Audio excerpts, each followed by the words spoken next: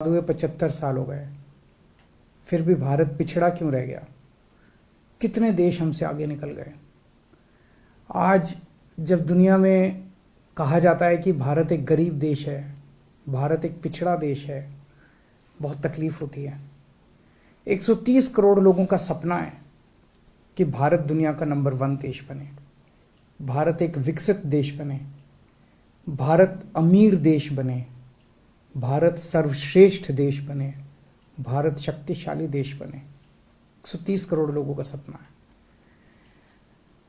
75 साल में इनके भरोसे आज भारत इन्हीं लोगों की वजह से, इन्हीं पार्टियों, इन्हीं नेताओं की वजह से भारत पिछड़ा रह गया। और अगर इनके भरोसे छोड़ दिया तो अगले 75 साल और भारत पिछड़ा ही रह जाएगा। अब 130 करोड़ लोगों को साथ आना पड़ेगा, 130 करोड़ लोगों का अलायंस करना पड़ेगा, 130 करोड़ लोगों को एक टीम की तरह, एक परिवार की तरह हम सब लोगों को मिलकर मेहनत करनी पड़ेगी। और अगर 130 करोड़ लोग मिल जाएं तो भारत को दुनिया का नंबर 1 देश बनाने से कोई नहीं रोक सकता। यही हासिल करने के लिए मैंने ऐलान किया था कि मैं पूरे देश की यात्रा करूंगा। मैं हर राज्य में जाऊंगा, लोगों से मिलूंगा और लोगों को इस मूवमेंट से, इस आंदोलन से, इस कैंपेन से जोड़ने की कोशिश करूंगा। कल मैं इसकी शुरुआत कर रहा हूँ।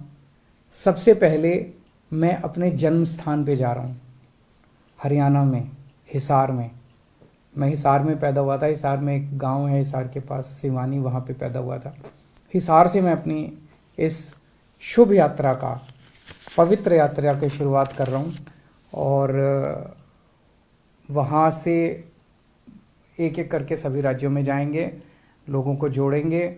जो जो लोग इस आंदोलन से जुड़ना चाहते हैं, मेक इंडिया नंबर 1 कैंपेन से, हमारे को इस नंबर पे मिस कॉल करके आप जुड़ सकते हैं। 951001001000 951001001000 इस नंबर पे मिस कॉल करें और आप हमारे साथ जुड़ जाएंगे।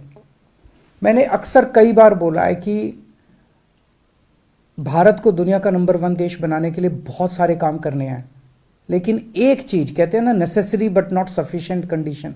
नेसेसरी कंडीशन ये है कि जब तक हमारे देश के हर बच्चे को अच्छी से अच्छी शिक्षा नहीं मिलेगी, शानदार शिक्षा नहीं मिलेगी, फर्स्ट क्लास शिक्षा नहीं मिलेगी, जैसे अमीरों के बच्चों को प्राइवेट स्कूलों में जैसी शिक्षा मिलती है वैसी शिक्षा इस देश के हर बच्चे को, चाहे वो मिडिल क्लास का हो चाहे वो गरीब हो, उसे अच्छी से अच्छी शिक्षा नहीं मिलेगी और फ्री में शिक्षा नहीं मिलेगी, तब तक देश आगे नहीं बढ़ सकता। 1947 में हमारा देश आजाद हुआ।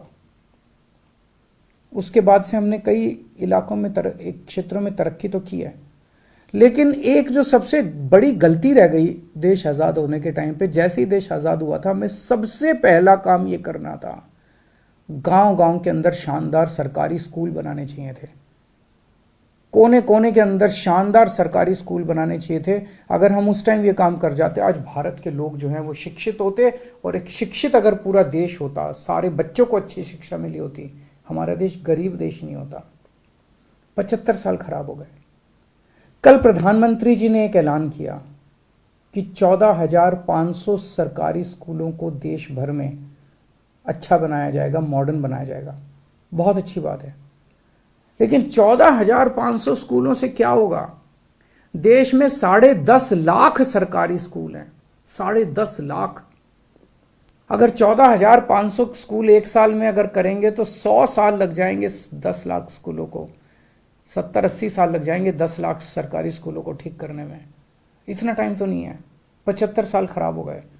अब हमें, मेरी अपील है प्रधानमंत्री जी से, मेरी अपील है केंद्र सरकार से कि सभी राज्य सरकारों के साथ मिलके प्लान बनाया जाए, 10.5 लाख के 10.5 लाख स्कूलों को एक साथ मॉडर्न और बेस्ट क्वालिटी का बनाया जाए, एक साथ बनाया जाए, और कोशिश ये की जाए कि 5 साल के अंदर हम ये हासिल कर सकें। जब तक हमारा देश के बच्चों को अच्छी शिक्षा नहीं मिलेगी, तब तक देश आगे नहीं बढ़ सकता। आप दुनिया का कोई भी डेवलप्ड कंट्री उठा के देख लीजिए, कोई भी विकसित देश उठा के देख लीजिए, जापान है, फ्रांस है, यूरोप का कोई भी देश है, इंग्लैंड है, अमेरिका है, कनाडा है, कोई भी उठा के देख लो।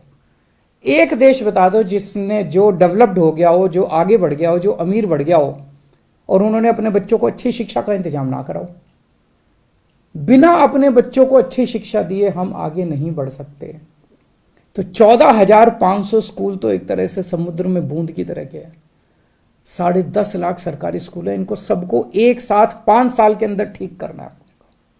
नमस्कार।